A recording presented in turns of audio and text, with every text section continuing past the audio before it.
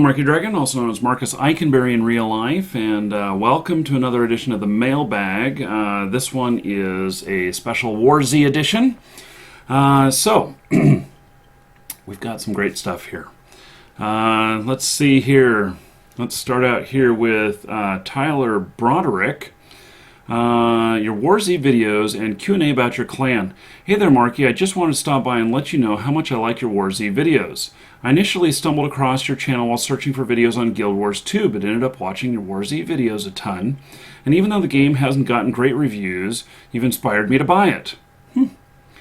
Let's see, yesterday, February 18th, so obviously this is a couple of days after that I'm reading this, I must have watched your videos for at least 8 hours. Oh my. Didn't you want to commit like suicide after 8 hours of watching me on video? Holy cow. I also noticed that while watching them that you play with your clan a lot on the weekends, and I was wondering how I might be able to join. I'd be a lot better playing with a group of friendlies. Look forward to hearing from you soon. Keep up the great vids. Brody. Okay, so Brody, here's the deal. The clan imploded, and there was so much drama.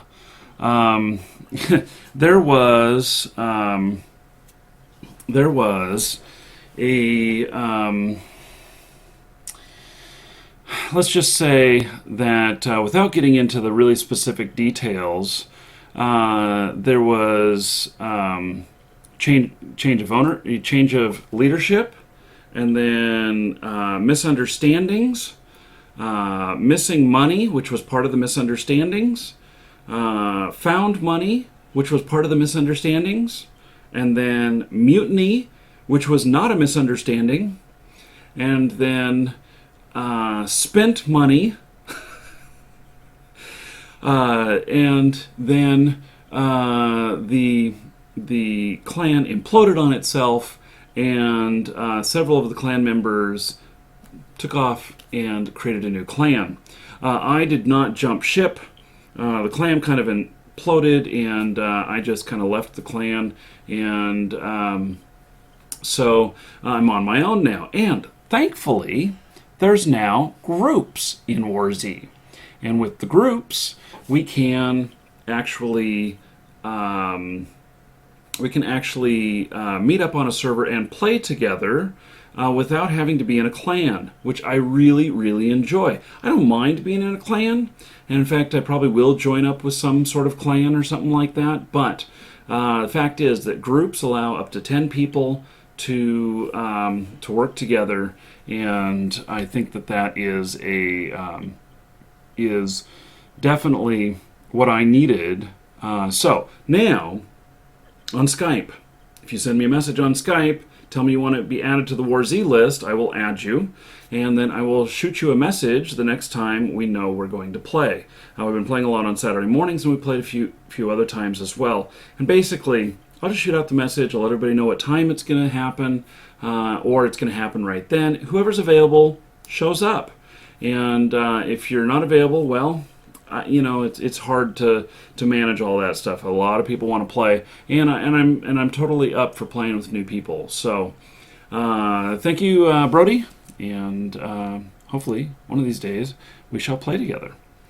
Okay, so now let's see here. I've got more War Z stuff here.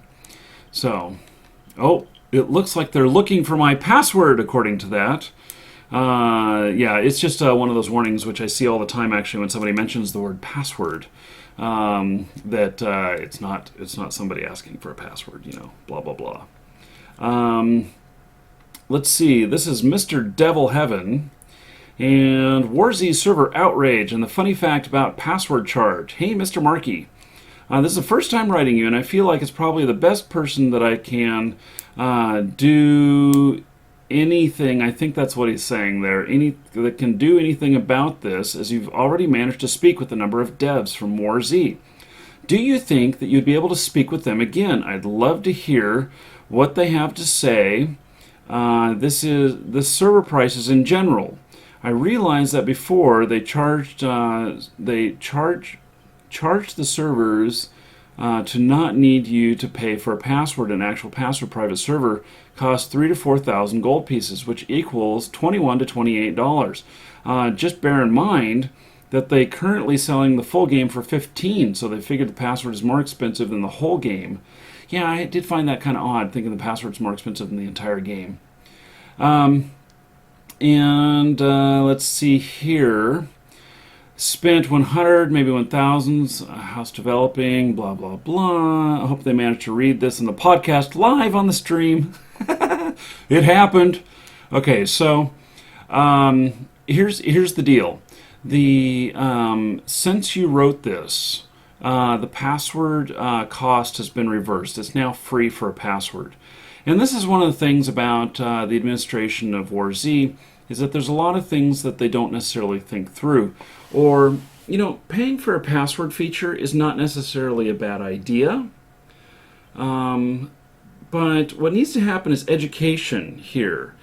So if it is that part of the cost for the servers is so that other people in the public can play on them, and that's part of, the offerings of the game.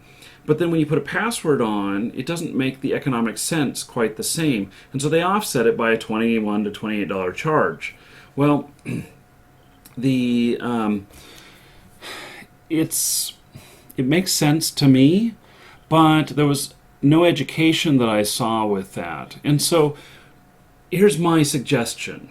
If you're going to put something in like that, then there needs to be a little link next to it, why the charge for a password, and it needs to go to a forum post discussing it or something like that. Or the charge needs to be a lot less, like $2 or $3 or something like that. And so a lot of people's objections is that they don't understand what's going on. And so objections are concerns that just need to be addressed. It doesn't mean that there's a problem. It just means that it's a concern and it needs to be addressed. So anyway, I hope that answers your questions. And so let's see here. Let's continue on now.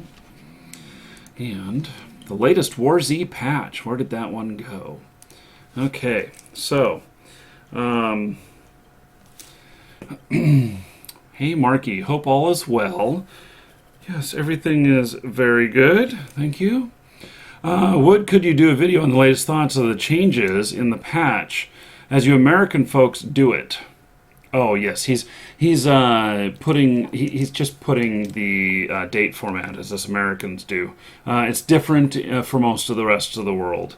So look forward to hearing your views on the private servers and their current pricing.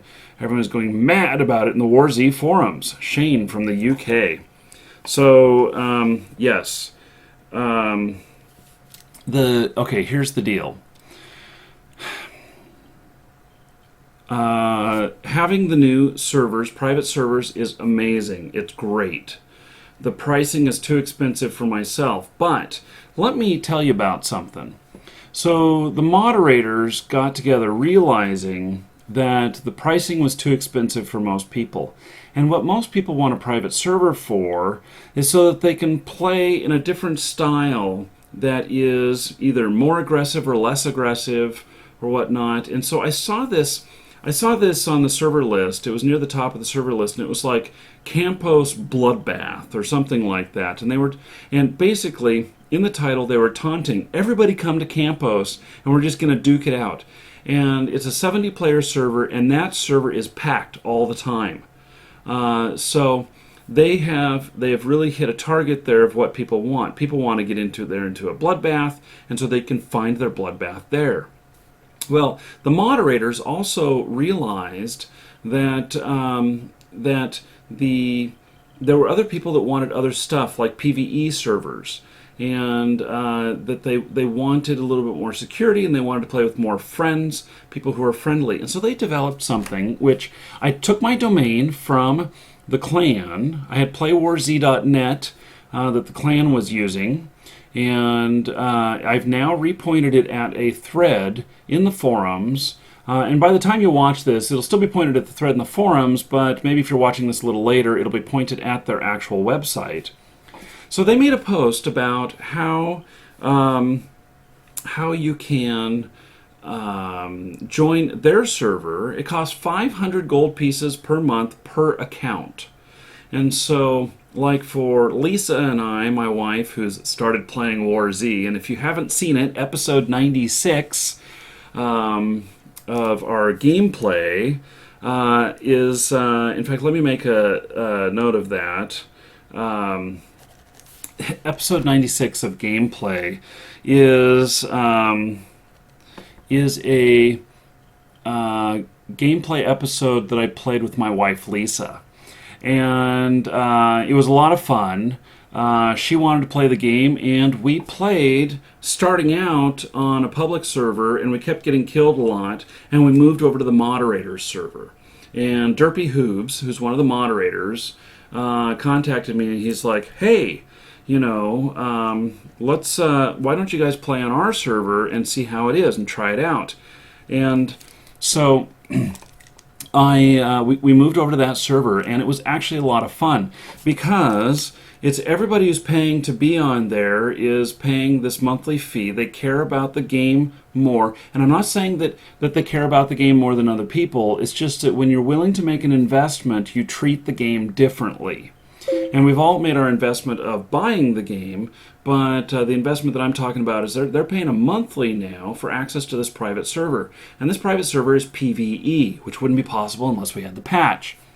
So it's PvE, and it's password protected, so everybody there agrees that they're not going to kill each other.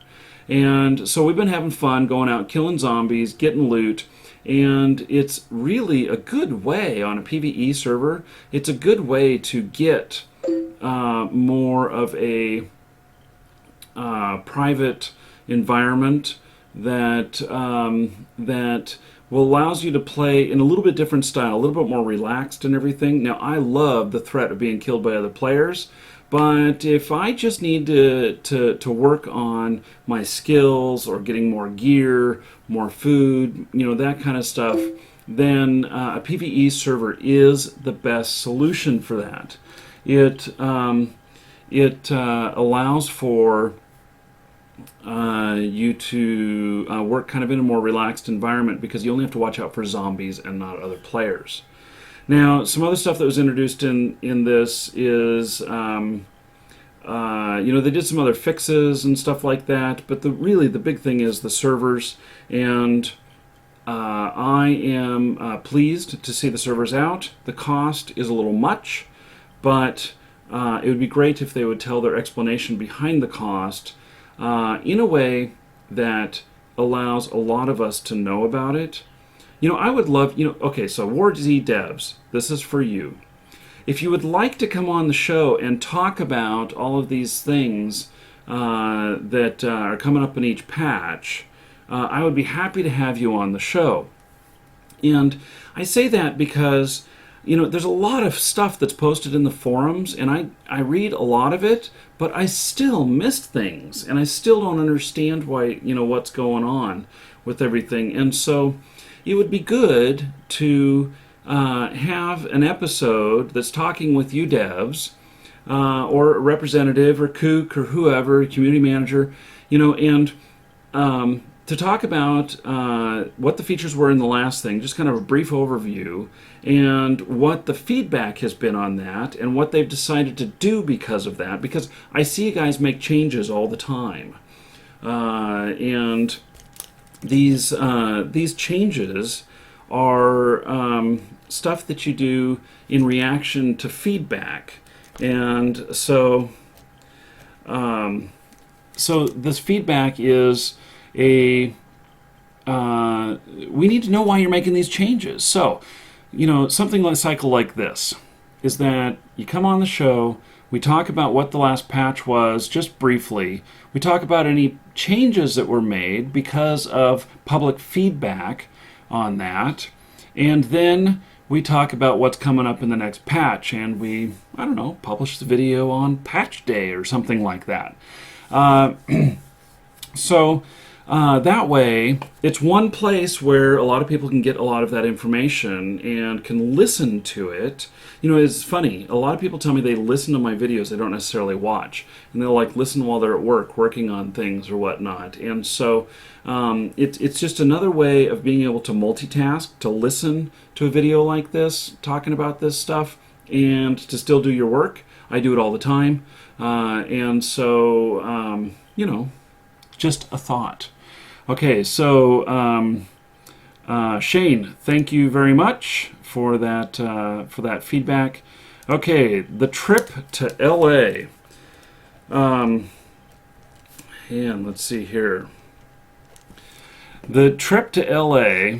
Let's see. Hey Marcus, I gave up WarZ back in January, but before I quit, I remembered hearing about a trip to LA to meet the WarZ developers. It sounded like a good idea, and although I had no interest in trying to get into the trip, it seemed like a productive thing for WarZ developers to do. I checked the forums and I haven't heard anything lately about it. What happened to it? Good question. So, this was announced. I don't know if they're still putting it together. I haven't heard anything from even some of the people who were invited, and so I don't know if it's still happening or whatnot. But I'll see if I can find out the answer, and then maybe we'll talk about it in a future episode. So, okay, thank you very much for that, and here we go. WarZ versus DayZ from Matt. I've never played either game. Okay. But I see that your WarZ gameplay, and you get a lot of hate comments about the play of the game instead of DayZ. I was wondering what the difference between the games are and why people hate WarZ so much. You know, this whole thing with hating WarZ and the WarZ DayZ conundrum is that the DayZ was first, and a lot of people were very offended because they felt like DayZ was copied by WarZ. And this is kind of funny, but a lot of people thought it felt like cheating because WarZ was kind of inspired by War Inc. And so it's like a mashup. Do you remember the term mashup, where you take one thing, this thing, and then you make something new and you release it as a new product?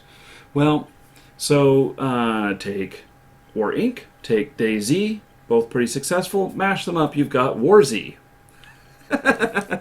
And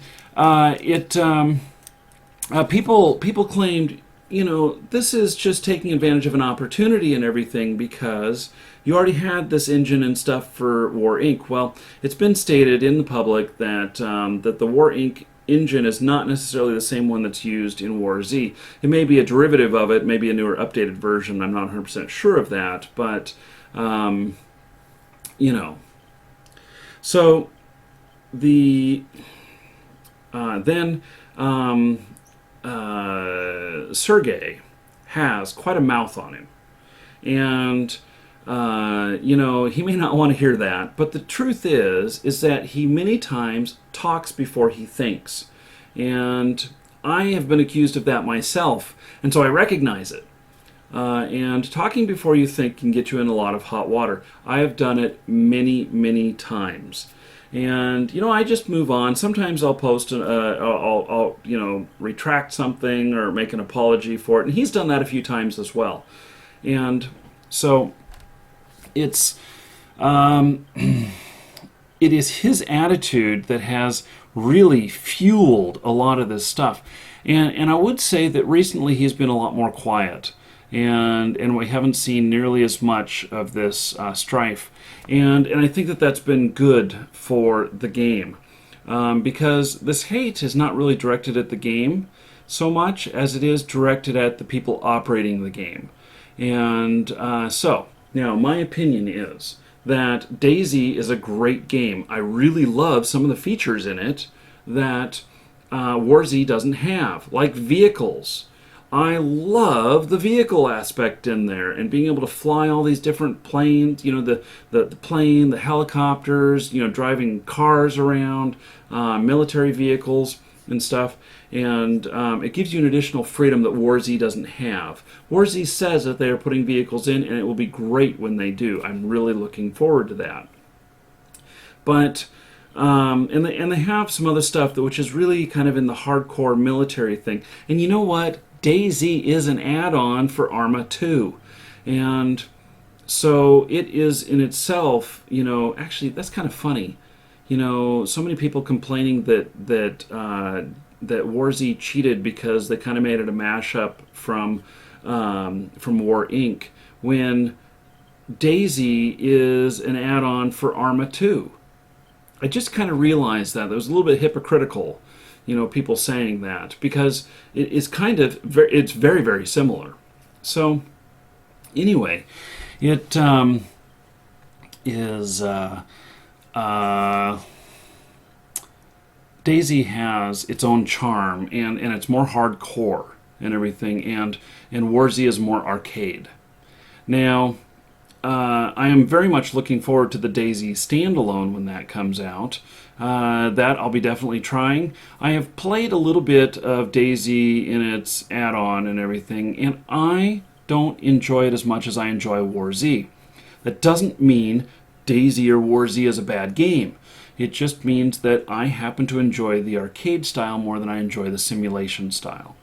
And I really look forward to whatever they bring with the DayZ standalone. I'm going to give it a good shot. I'll probably, I'll put a lot of hours into it before making any determination about which I like better. But I can tell you that probably when DayZ comes out, the standalone, it'll have some new features in it and everything that'll just blow our mind. And I really look forward to that. And I hope that WarZ can continue to make good content and blow our mind on that as well. So, okay. Now, a couple more here. Let's see, WarZ here. Hey Markee, I was wondering what's your favorite gun and location in WarZ, apart from the AA-12. I gotta say here, buddy, that I'm getting tired of people saying, what is your favorite, minus the favorite you've already said. Come on, people.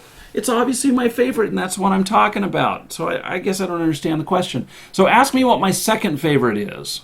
Okay. So, the AA-12, I'll tell you why I really like it. Because I don't snipe people. I don't shoot zombies from far away. I use my gun primarily for protection, and I use I like to use a shotgun because if I can get in close, I can get a one-hit kill. And so, with that said, the one-hit kill is a big advantage to me, and so I will rush in up to another player if I'm going to kill another player and shoot them at very close range before they can get any shots off on me with a shotgun.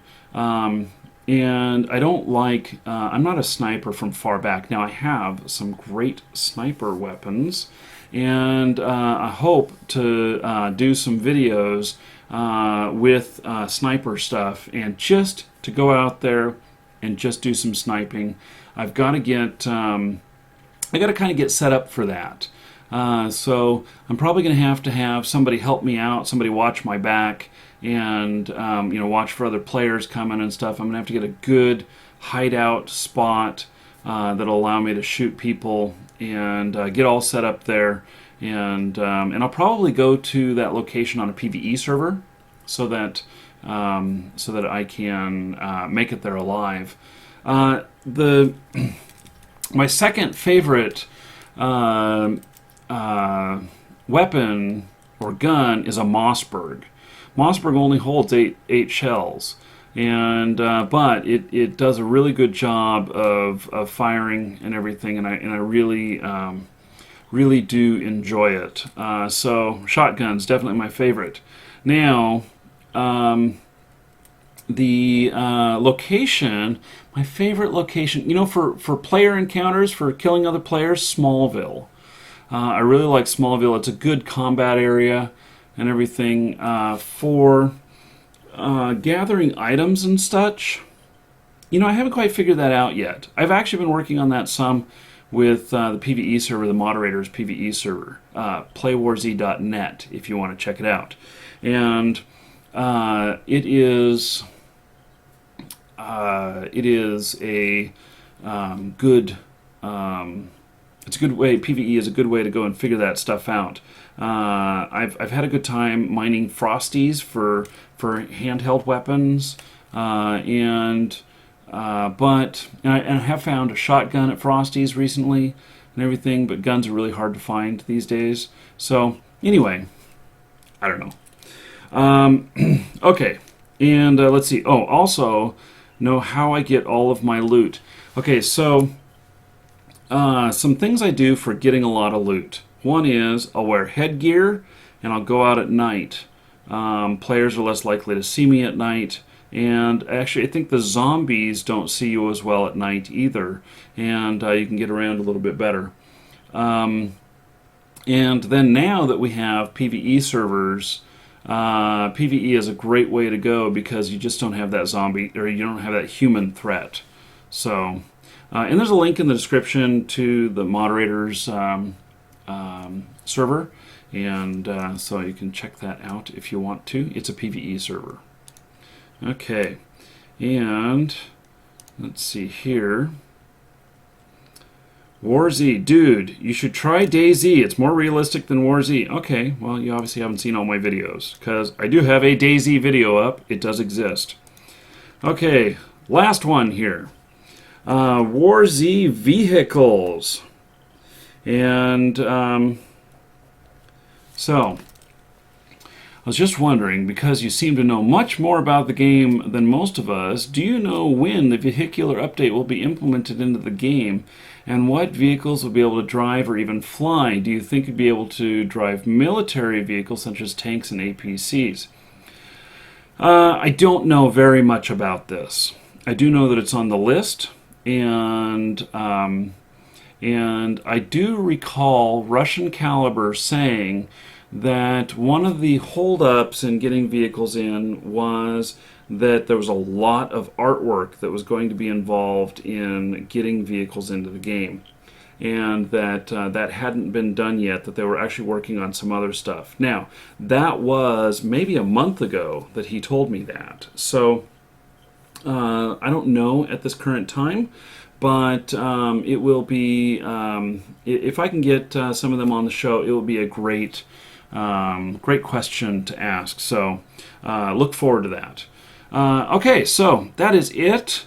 Thank you very much. This ends this special WarZ episode of the Mailbag. And do subscribe. Take care, everybody.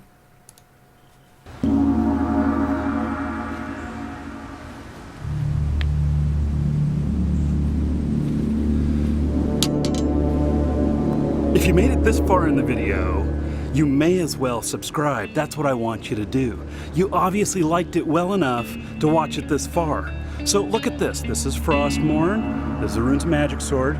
This Runes of Magic sword is one that we're giving away as second prize to one of you subscribers just for being subscribed. That's all you have to do. Subscribe and accept our messages, or watch our videos where we draw for prizes. So this one is it's a really nice sword. It's signed by some of the American staff for Runes of Magic. And then there's the big boy here. I got it on my shoulder because it's so darn heavy. You know, the sucker is 16 pounds. Look at this. So, it's a two-handed sword here, man. This is a beautiful sword. And we're giving this away when we hit 42,500 subscribers.